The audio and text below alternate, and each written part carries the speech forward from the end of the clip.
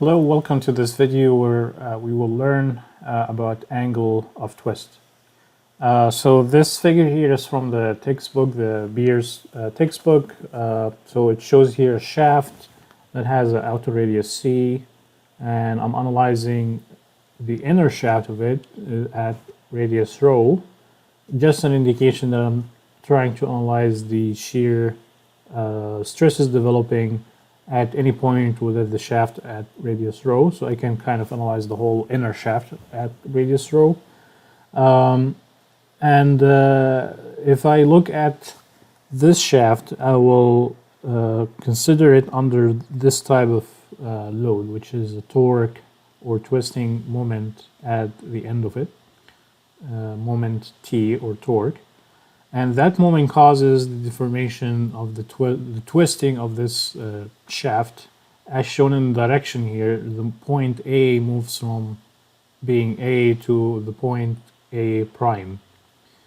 And we know from previous lesson that the strain of shear action is called gamma, which is the change of the angle of that red block that's shown on the skin of that inner tube or inner shaft. So you see it was a square and then it changes to that twisted kind of square. That gamma here of that twist is called the shear strain. Now it's hard to measure shear strain in lab or experiments. So the idea is we need to measure phi, or the angle of twist, which is easy to measure, just the rotation of my hand because of twisting, but it's hard to measure the longitudinal, that twisting angle gamma. But if there is a way to relate phi to gamma, that would be awesome, because I can do experiment tests, and then in my computer I can do that switch from phi to gamma, and I can relate now tau to phi and then to gamma. So if I look at these shapes here, B, A prime, and O, A prime, and I will be able to relate them because in elastic region, which most of the formulas we derive are in the elastic region, the angles and deformations are little. So the angles here, gamma and phi, are small, that I can relate that distance A prime between the two shapes here. One of them is kind of a slice of a circle, but really tiny slice, so it's that O A prime. And then the other one, if you look at it from the projection of the shaft, it will be like a shape of a triangle, B A prime. At small angles now, this A prime distance will be from the triangular shape would equal to gamma L, and from the slice of that circle, O's A prime, it will be equal to phi rho. So the angle times the distance for each shape here. Now I can find a way to kind of a shortcut with some approximation and assumption, find a way to relate gamma and phi. So now I know that phi is equal to gamma L. Other things I know is like gamma is equal to tau over G. That's the in the elastic region. That's using G, the shear modulus, to relate shear stress and shear strain. And then I know also from the previous videos that tau is equal to T rho over J. So let's now plug in these one by one into the formula that I have. Phi is equal to gamma L over rho. So take out gamma and plug in tau over G. And then take out tau and plug in T rho over J. And that will lead us to that awesome formula for phi. So phi, now I can calculate phi. And now that phi is equal to TL over JG.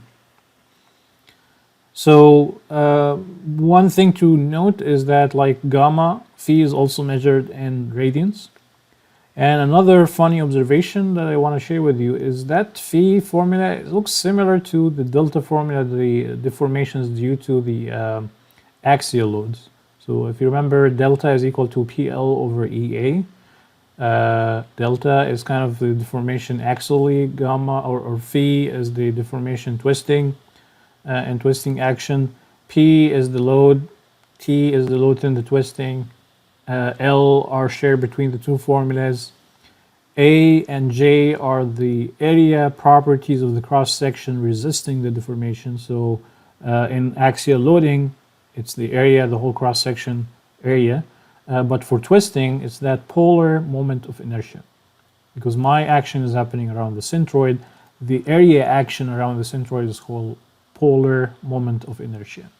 And then G and E, E is Young's modulus, G is the shear modulus, so they are representing the material properties which have a lot of say and impact on the amount of deformation that happens.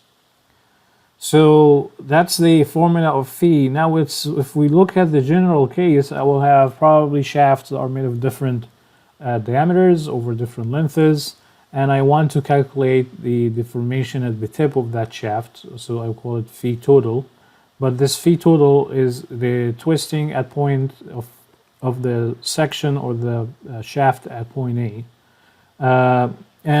Similar to what we did in axially loaded members, I will do summation. So I will consider the twisting along the lengths of different segments that are homogeneous and have the same T, L, and J, G values.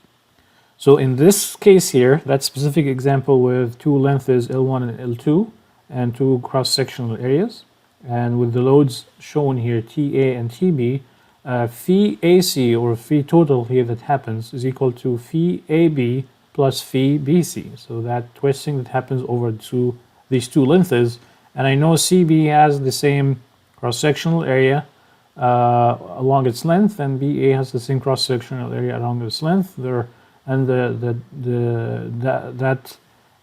cross-sectional area will have its own J, unique values over these lengths. And also the internal forces are different over these two lengths. So TAB, that's not TB. So let's be clear here. TB is the load, but TA and TB collectively cause internal torque force along the length of CB or AB.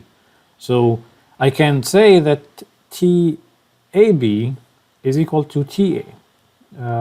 But I cannot say that TBC is equal to TB.